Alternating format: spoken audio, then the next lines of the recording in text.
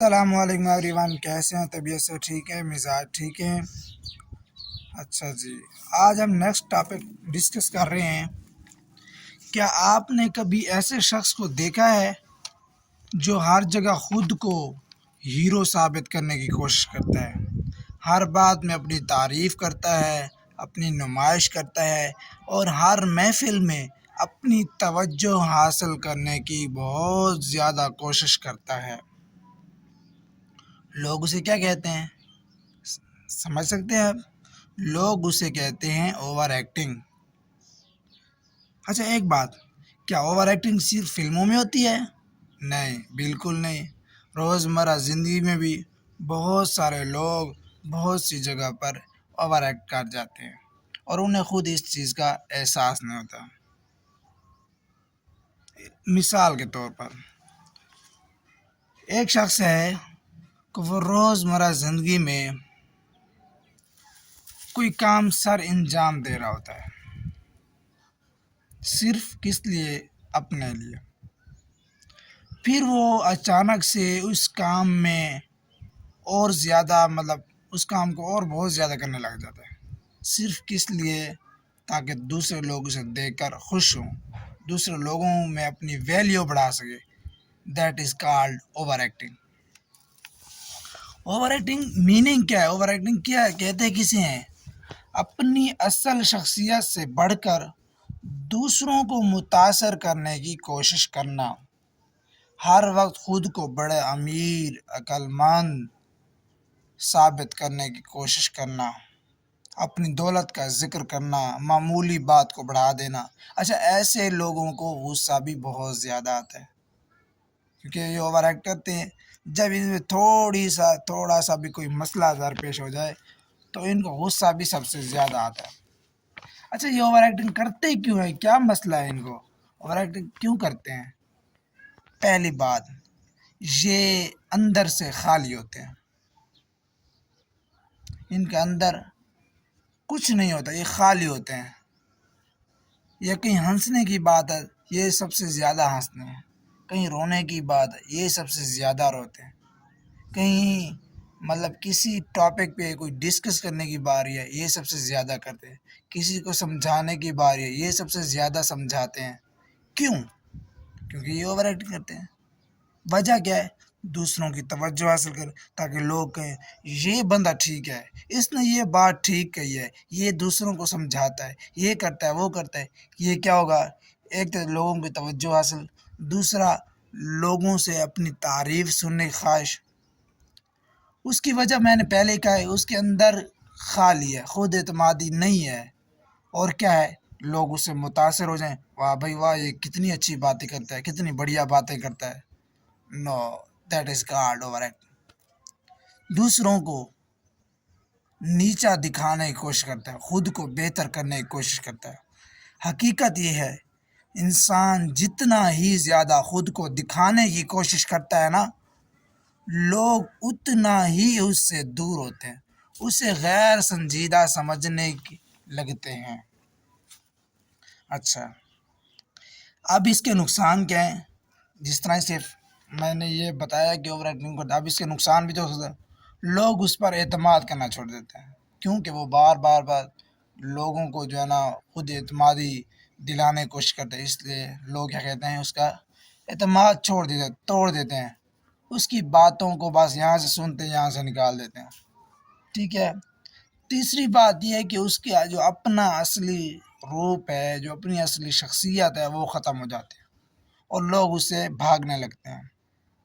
انجانے سے اس سے ایسی غلطیاں سرزد ہو جاتی ہیں جو اس کی تذلیل کا باعث بنتے ہیں۔ اس سے مجھے ایک واقعہ یاد آ رہا ہے۔ ہم دوستوں میں بیٹھے تھے، ایسے گپ شپ ہو رہی تھی، تو ہمارا ایک دوست تھا، وہ بہت زیادہ اوور ایکٹ کرتا تھا۔ تو میں اسے بات جو ہے نا ختم کرنا چاہ رہا تھا، لیکن وہ بات بڑھا رہا تھا۔ پھر میں نے کوئی ایسی بات کی تو وہ اس سے بھی زیادہ بڑھا۔ تو پھر میں نے وہ سرائکی میں کہا ہے، پہلے میں سرائکی میں کہتا ہوں، پھر میں آپ کو اردو میں بتاؤں گا۔ میں نے کہا ہے گدھا ہوں کیا پتا گلکاند کیا ہوتا ہے، یعنی کہ گدھے کو کیا پتا گلکاند کیا ہوتا ہے. اس نے کہا مجھے پتا. میں نے کیا کہتا ہے سفید ہوتا ہے.